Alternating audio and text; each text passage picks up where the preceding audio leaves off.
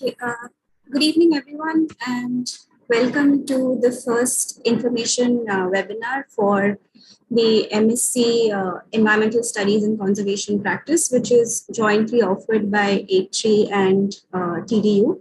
My name is Neha Mohanty, and I work at A3's Academy for Conservation Science and Sustainability Studies. So, a warm welcome to all of you for joining this webinar. I would like to invite Dr. Milind Banyan, who is the coordinator of A3 Academy, and also Dr. Abdul Kareem, who is Associate Professor TDU and also Center Head for Center of Natural Resources and Conservation. I'd invite Dr. Banyan to start with our webinar, followed by a Q&A with our participants. Thanks, Neha. So let me just go ahead and put up my screen. And I think are we taking questions via the chat box in case they have any? Is that the way that they'd be doing it? Yes, I request everybody, if they have questions, to share your questions in the chat box, and I can read out the questions so that we have minimal interruption while Milind is presenting or when Dr. Kareem is talking. Okay, great. Thanks, Neha.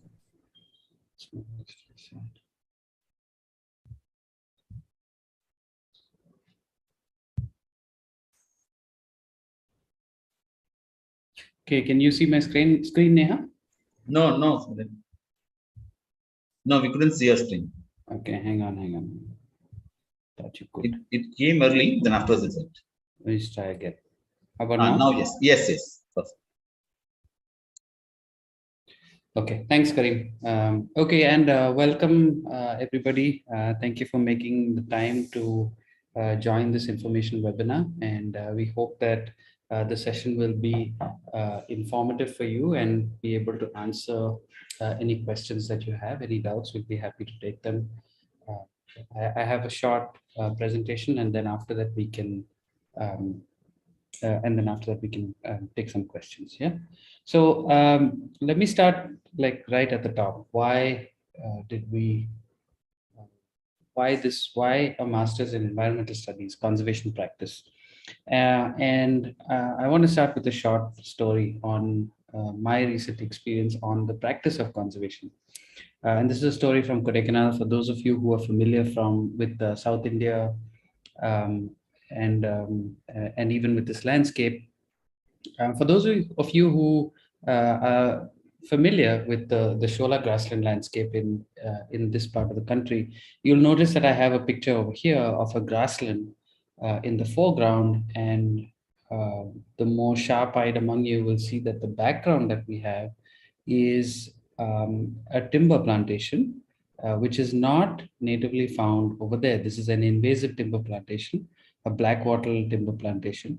That has really led to a dramatic decline in the grassland. And the reason that I'm putting this up there is to tell you about my experience recently in the practice of conservation. And it stems around a recent study where we looked at historical change or land use land cover change in the Annamalai Palani landscape over a 40-year time period using satellite images.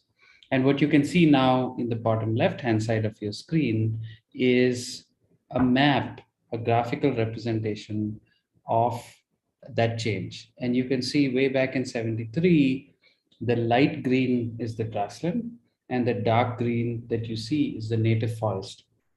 There are a couple of other colors over there of interest, but the main one that I want to point out is the dark maroon or dark purple color that you have over there, which is this invasive timber plantation. And you can see that from 1973, as you go towards 1981 and then 93, and especially when you get to 2003, you can see this dramatic increase in the invasive timber plantation. And then, of course, it continues on till 2014. And from our current work, we know that this trend is still continuing on. Now, why is it relevant to this, right? This is a research study. done by scientific researchers. We sat down, we looked at satellite images, whole bunch of corrections, collecting data from the field, going around. And as we started looking at this, we then wanted to get into reasons of why we saw this change happening. And most importantly, what can we do about it, right? And it so happens that the story, even as we were able to get this published and recognized pretty widely, the work was able to get enough traction that the forest department then came back to us and said, can you actually start identifying or prioritizing research sites or restoration sites for us? Which then led us to, from this work, which was published in 2017, I'm talking about that figure that you see at the bottom, we were able to take that work a couple of steps forward and fine tune our research, and which in turn we fed back to the forest department. And it's been back and forth with them, with a lot of interest from them on trying to identify these sites. Now, the reason that I put this whole slide together is to show you a very clear example of research, of the forest department, of the media. I haven't even mentioned to you the role that the media had in the story, and even the court, even the High Court was involved in this, where they had passed a judgment which required the removal of these invasives, which actually motivated the forest department to reach out to us and to try to seek areas to prioritize for restoration. So when you actually come to conservation, the practice of conservation, you need to start thinking about this in an interdisciplinary framework, with interdisciplinarity as your framing, and going outside. If you come from, let's say, a biology background, right?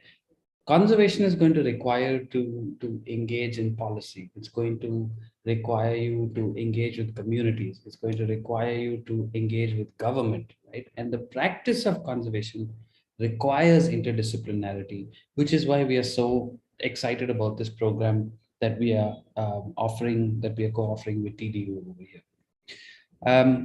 This was the vision that we had, right? Our vision was to create this cohort of the generation that can actually apply this interdisciplinary approach and start solving the conservation problems that face us and enhance human well-being in the process, right? Which is why I presented that slide up there. How do we do this? The way we do this is we actually, we've structured our semesters where we begin with the first semester going towards laying down an interdisciplinary foundation, which primarily consists of 4 pillars: ecology, environmental science, sociology, and economics, right? And the reason that we have this first interdisciplinary foundation semester is because we accept students from any background. And a couple of slides down, you'll see that actually played out in our first batch. So if you have any a background in any bachelor's in arts, bachelor's in science, commerce, engineering, whatever your background is, we accept applications from all backgrounds. And that is the reason why the first semester is dedicated to providing this interdisciplinary foundation. The reason for this is at the end of the semester, we want you to actually be speaking a common language, so to speak. That's when you come into the second semester. And that's the point at which we start equipping you with these diverse perspectives. What is one perspective of conservation policy say? What is the perspective of the communities who are living in these places say? What is the perspective of a researcher say over here, right? That's just a simple example. And not just perspectives, but even the knowledge across diverse domains. The third semester then comes with a lot of skills to actually put your knowledge that you've gained into practice. And then we move on to electives. Excuse me. And then the fourth semester goes to actually conducting thesis research. If you want to pursue independent research, you can do that in your fourth semester, or or even pursue an internship with either A3 TDU or our partner organizations.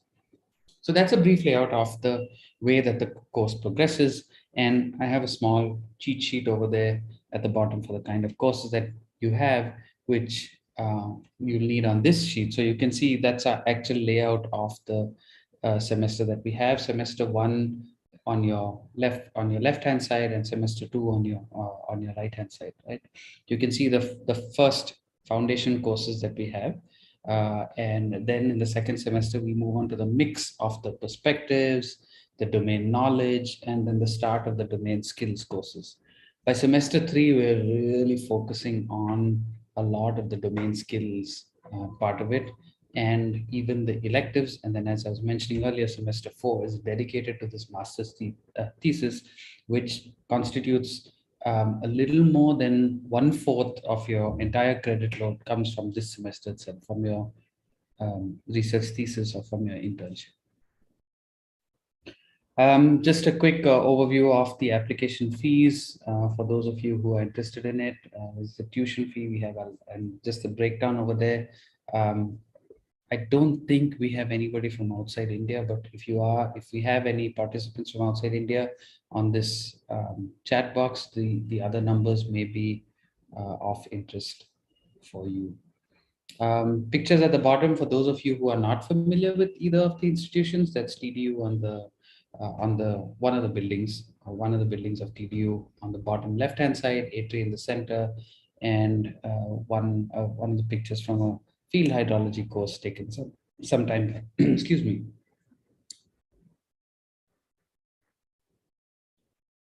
One of the things that both A3 and TDU really pride ourselves on is our heavy presence in the field. And TDU has a number of they have medicinal plant conservation areas that they have set aside, and we have a number of our community-based conservation centers. There's one, I put a representation of two of them over here. The one on the top right-hand side is the one in Tamil Nadu, southern Tamil Nadu, and the one on the bottom left-hand side is the one in BRT Tiger Reserve. So we have these community-based conservation centers where we've had a long-lasting presence, closing on a little over 20 years right now, where students will have the opportunity to visit these places. They'll have the opportunity to conduct research in these places, to talk to communities, to talk to researchers who work in these landscapes. And I'm nearly done. I just wanted to add a couple of slides, just quickly an overview of the faculty that we have at A3, who will be teaching this course, and even the faculty at TDU who will be contributing to teaching this course, which are from at least 4 of the centers that they have at TDU. We have been running a very successful PhD program for the last 10 years now. And the reason that I mention this is to demonstrate the kind of the legacy that we bring to this. Our students are they're well funded. They're very successful in attracting funding when they're in the PhD program. They're successful in publishing their research. They're successful in acquiring research money when they are over here. But this is what I was mentioning earlier. This is just a slide on a first batch over here. And as you can see, if you look across, so this is our first Master's in Environmental Studies. The first batch, you can see the breadth that we actually have across expertise and across academic backgrounds. And of course, you know, a lot of times the question that comes in these webinars is, what next? You know, there's a 2-year master's program, and what comes after that? We still have our first batch, which is kind of midway into their program. So we don't yet have numbers from our master students, but I've put a slide here on where our PhD alumni have gone to show you kind of the expectation that we have from our master students. And as you can see, our PhD students have gone to universities, new and emerging liberal arts universities in India, across the world, and to research organizations, to philanthropic organizations, to field-based organizations, across the whole breadth of it. So we have very similar expectations from our master students, and even wider, because by its nature, PhD students tend to go towards academic organizations and research organizations. But that needn't be the case for master's organizations. Literally, the world is wide open to you. And we have very high expectations for our master's students in terms of their employability when they finish that program, this program, I'm sorry. That's my last slide over there. So I'll stop right now and maybe hand it over to Neha. Is Kareem going to take over at this point? Or? Yeah, no, but Milind, one more point you'd like to add also the experiential learning programs that we have having in this. Can you add on that also, that field trips and all? Yeah, sure. Thanks, Kareem. So what, maybe I'll just go back to the slide that I have over here. Okay, so this, I had mentioned this slide earlier, and this is the semester 2. So the semester 2 is what we also call our experiential activity semester. So semester 1 is your foundation semester. Semester 2 is your experiential activity semester. Semester 3 is your immersive semester and electives, and 4 is your independent research. So what do I mean by experiential activities? All these, especially if you see over here, look at the domain knowledge courses, biodiversity and ecosystem services, climate change, food systems, water resources, right? This is when you are learning in the classroom, you are going to learn concepts, you're going to learn certain things from the faculty. But as I had mentioned in the first slide, I'm sorry, the second slide, when I was talking about my experience in conservation, the practice of these is always very different from what you learn in theory. And that's exactly why we have our second semester, which is the semester we're in right now for the first batch. Every Friday, we have experiential activities where the students go out into the field, where they actually get to see how do these different concepts that they are learning in the class, how do they actually play out in terms of the research that's done, in terms of the way that food systems operate, in terms of the way that water resources are studied, in terms of all these different these domains that they learn across. How do these actually play out in the field? What do these actually mean when you actually are in the field? And maybe just to go back to this slide over here. So this is actually a picture from the experiential activities. This is Lakshmikant over here demonstrating to the master students some of the methods that are used in actually studying water resources. So that's our second semester, our experiential activity semester. And then I'm going to go back up over here. This one, the field immersion, is what we call the immersive. This is the highlight of our third semester. The immersive part of it, where you actually get embedded into running projects, on the ground projects that are happening at TDU, at ATRI, at some of our partner organizations, to get a feel of actual work being conducted, which is a little bit longer than just maybe like a half a day trip or a full day trip that you do as part of the experiential activities. So I hope, thanks for bringing that up, Kareem. I had somehow missed mentioning that in my presentation. But anything more that you want to add to this? Yeah, I think we have covered almost. Yeah.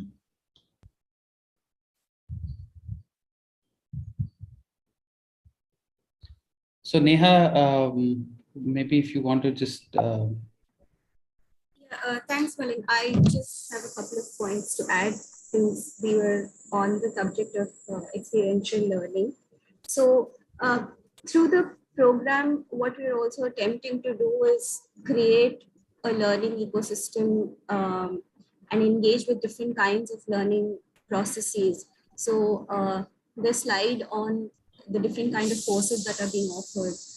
So if you notice that there's a course on sociology, and in terms of the kind of assessments and assignments you guys would be given, even within that, we're trying to bring in the experiential aspect of learning.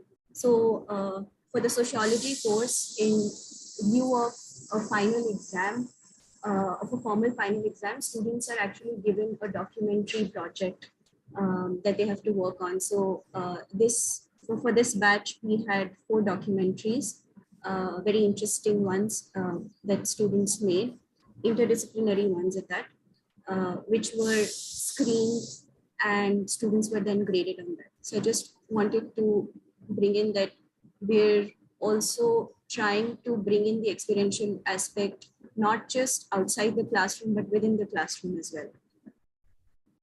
I think this is a good point.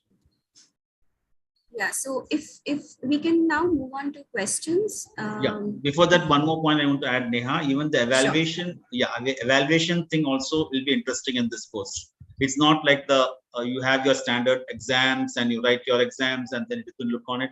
It is completely in a different mode we are trying to work on, where you will have assignments, you will have quiz competitions, you will have most of the marks will go on your the day-to-day activities on a different way of evaluation, and your written exam, more projects will be also a sort of evaluation, and your written exam will be a small percentage at the end will be have for an evaluation process. So this is the method of evaluation will not be an general like how it is done in other colleges. It will be quite a different method here. Yeah. Thanks, Dr. Karim. We can take questions now. I'd request people who have questions to type them into the chat box and I can read them out. Okay, so Kavish has a question on what is the application procedure to apply for this course? Yeah. So see, actually there is a portal which will be giving you the link on the portal. You have to open on the portal and register your thing. The application comes in, and then you have to follow the process of what the portal says. It has a standard structure. As per you have to go ahead with that. Yeah. That's the process. The link will be there. The link will be shared to you.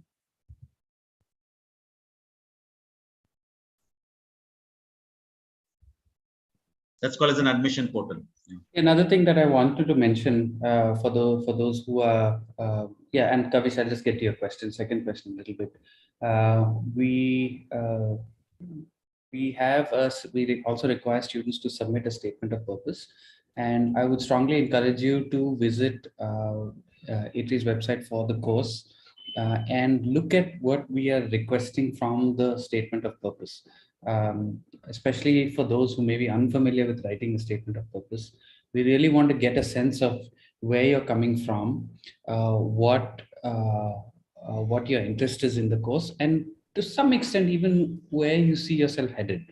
And there are some kind of guidelines that we've mentioned on the website that will help you structure that statement of purpose. So take time to read through it, take time to answer the questions if you answer the questions that we've put over there, you will automatically end up with a stronger statement of purpose than if you don't answer those questions.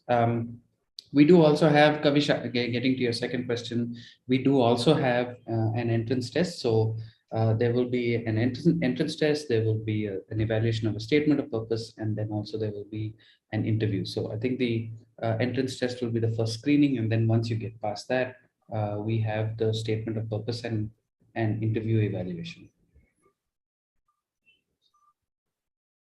Yeah. The fee structure has already been mentioned, I think. No, someone asked the fee structure. Yeah, the fees. So we have the total fees for the entire program is 3.5 lakhs, which includes everything from your application fee to your thesis and convocation fee, all your lab and facility fees. And I think, Karim, the fee is payable every semester, right? That's how. Yes, correct. Every 6 months. Yeah. And the next question is, see, for working, no, it is a full-time course. A working professional cannot be taken as a part-time course. It's a completely a full-time, 2 years committed course. Yeah, I would be very surprised if you could even fit a part-time career if you're taking this course. It's a pretty intense course. So. Yeah, it will happen in the campus, and it is mostly offline course. All the courses are offline. Yeah. Okay, to answer Mansi's question, there is accommodation available in the TDU hostel, but from what we are seeing of the present batch, because a lot of the classes happen at A3, which is slightly removed from TDU. Many students just prefer to stay around A3 itself. They figure out accommodation, paying guest accommodation, or a couple of them will get together and rent an apartment and split it that way. So that's the way that most of the students have been are managing accommodation for the course so far. Is the exam online or offline? You want to add, Milind? Yeah, I think exam will be online, and I think there's a certain format for the exam.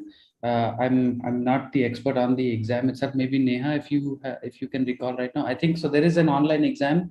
You will actually get to, if I remember this right, you'll get to schedule the exam, and then when you schedule the exam, there'll be a certain time that you can take the exam, and you do the exam online, and the score is submitted automatically. I think I have that right, but Neha, if I'm wrong, please correct me. That's correct.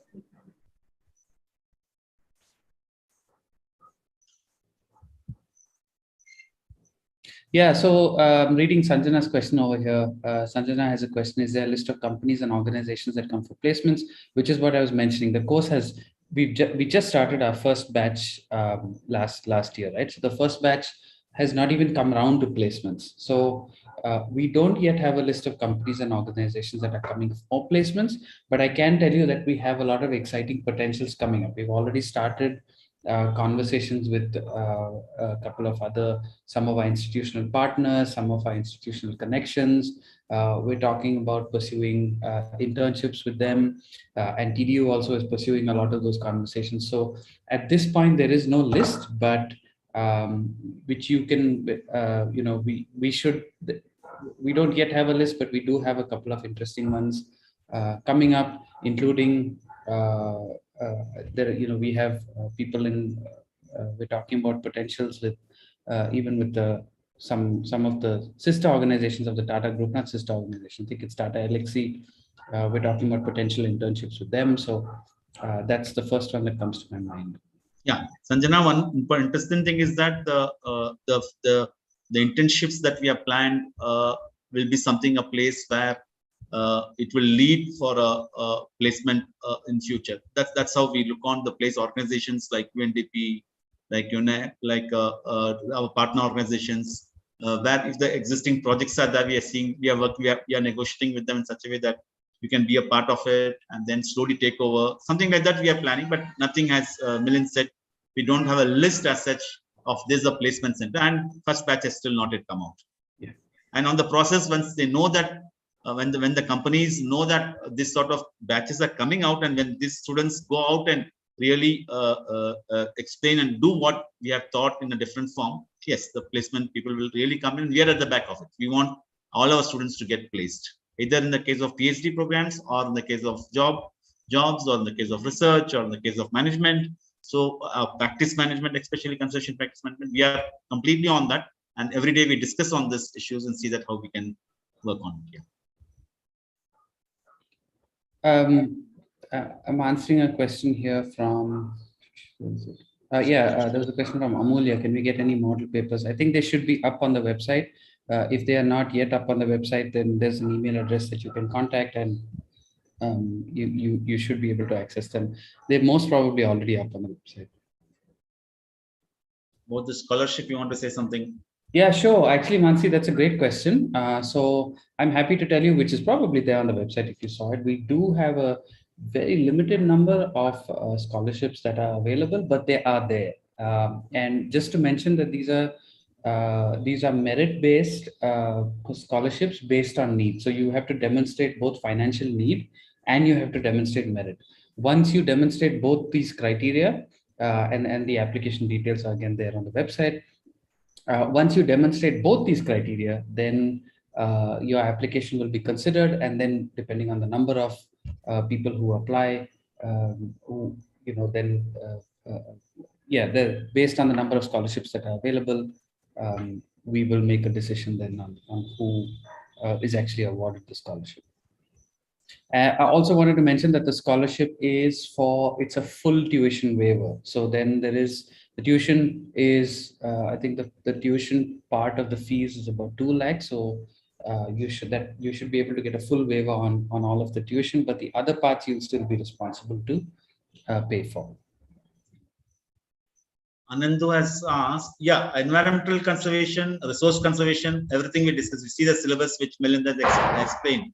It looks on water, to plants, to animals, so it's all. It's not only on the case of environment, climate. Everything is a part of the entire program. Hope I have clarified that question. Yeah.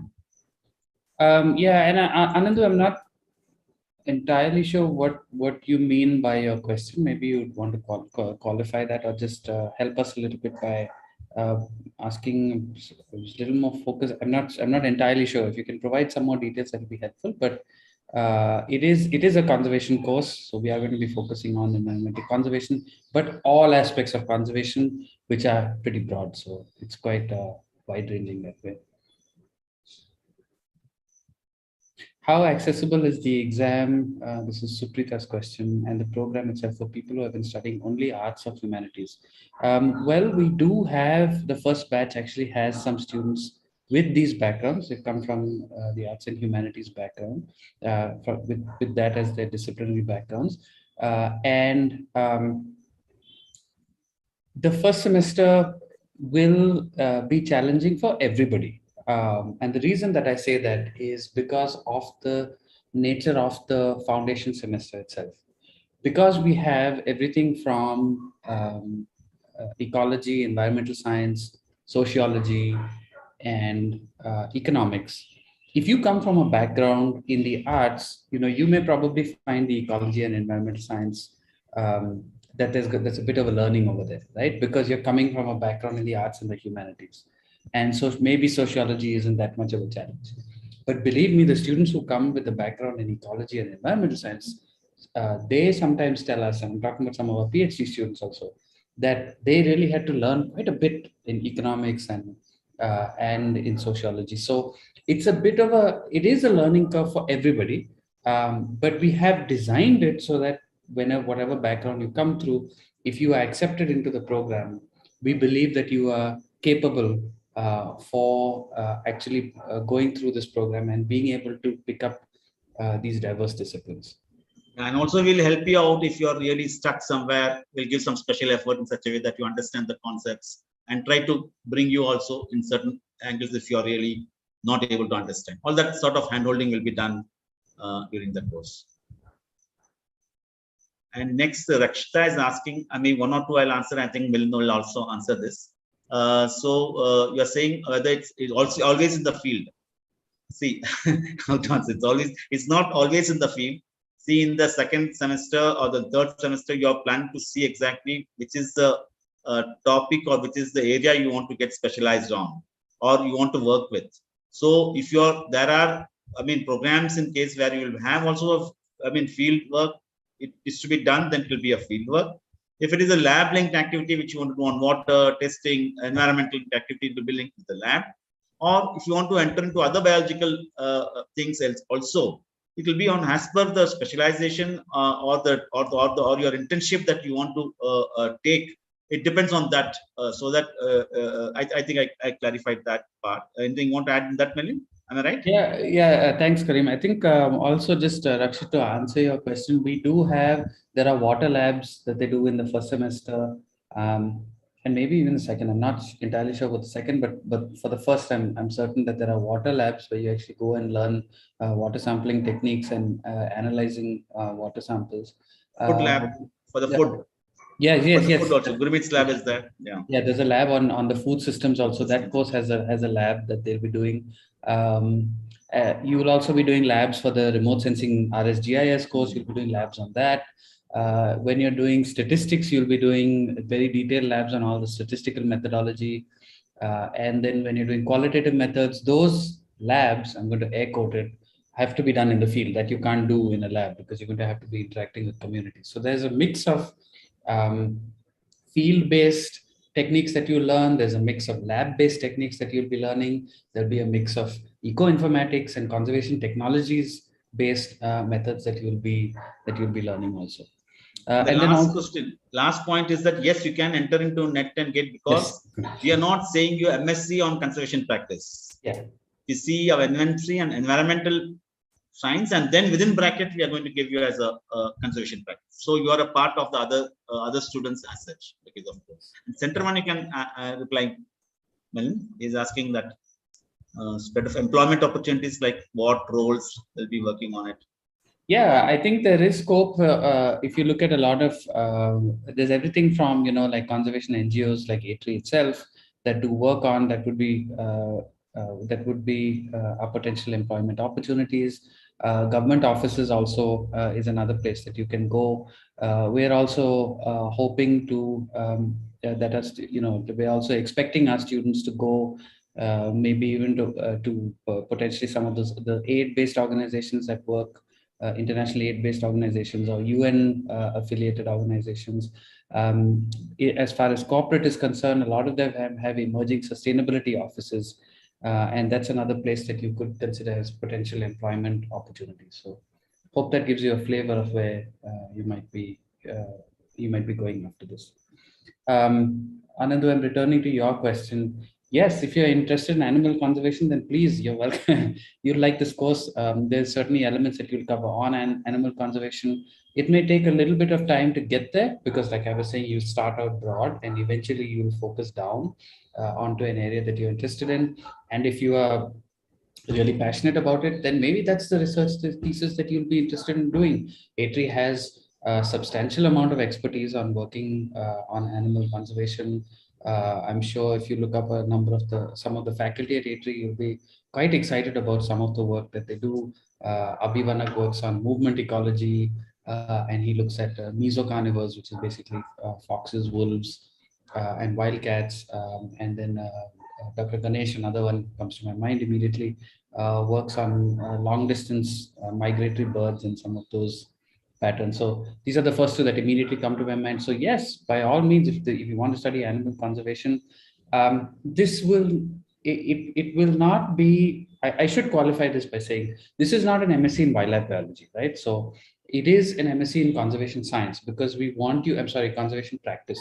So there will be focus on conservation and even animal conservation, but that's not it. You'll definitely be learning a lot more than purely animal conservation. But you're welcome to pursue this as far as your thesis research is concerned, or maybe even your electives in the third semester. Managerial skills, yes, Suprita, thanks for asking that question. We're very excited about some of the courses that we're offering, especially in the third semester. We have one on actually project management itself. How do you manage a project? What are the different skill sets that you need to do that? We're planning a design thinking course also. That's another one that's on the charts, and both of those we are really hopeful would be helpful in managing in some skills that are required in the corporate sector. So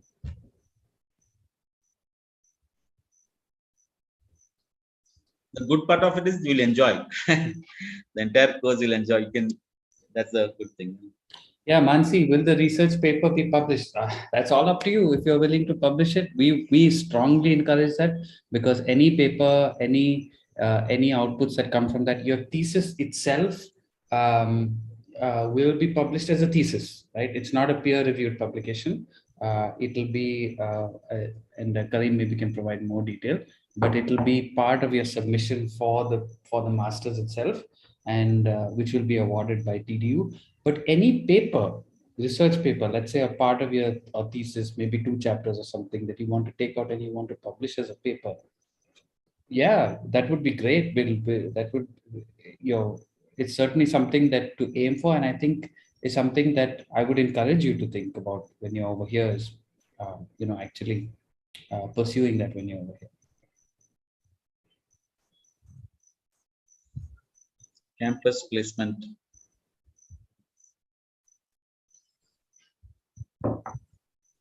Yeah, Suprita, to answer your question again, like I was saying, first batch is still in there. We still have the first batch over there, and we are definitely aiming for campus placements for all batches, including the first batch. So we haven't yet had it, but that's definitely something that we are planning for, because the course is brand new. We haven't even finished one batch.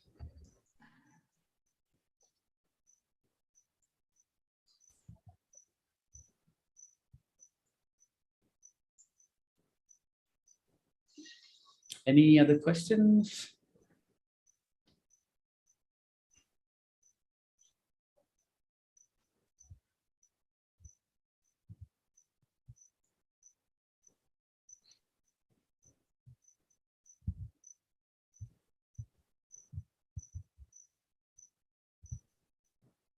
Will classes also be held at EDU's campus? For the first 2 semesters, all your classes will be held at the A3 campus itself.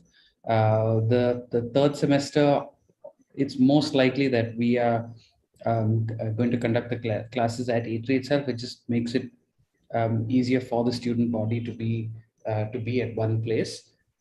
Initially, we had thought of splitting classes between A3 and TDU.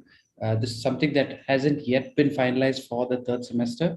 But to give you a quick heads up, we are expecting uh, most, if not all, the classes, even for the third semester, to be held at A3. So bulk of the classes will be held at A3. Having said that, for courses there are some courses that are taught by TDU faculty, which will involve visiting and working in TDU labs, working in TDU facilities.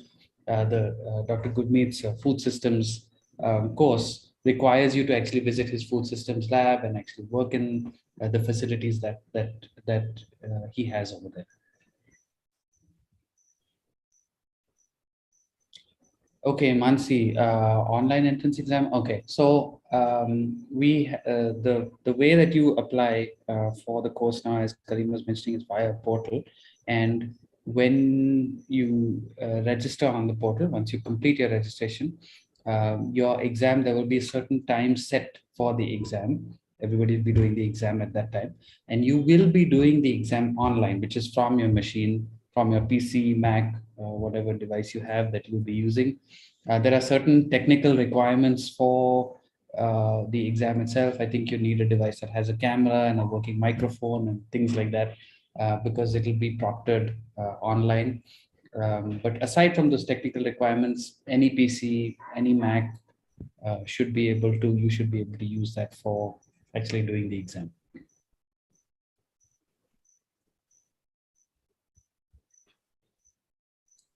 Yeah, Kareem, do you want to get the question on the personal interview? Yeah, I think last time we had on online, and this time also I think if you are from far places, we can have online interviews like last time what we had, and then maybe once it has been selected, they can come to the center and do.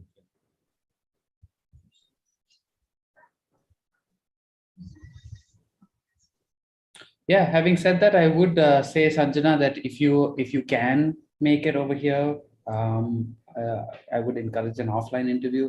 It's just that it gets you the opportunity to actually see A3, Yes. DDU, and actually get to like look at at the institution. So that's always, I believe it would be helpful for you as a student.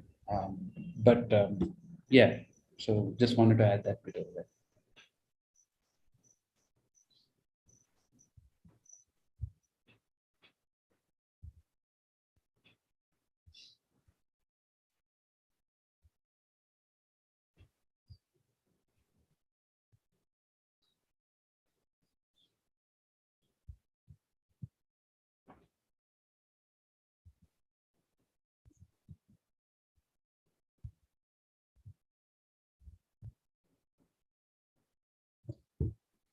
Okay, if there are no more questions, then I think we can end this session over here. Thank you so much for your interest. Thank you for your patience and your attention.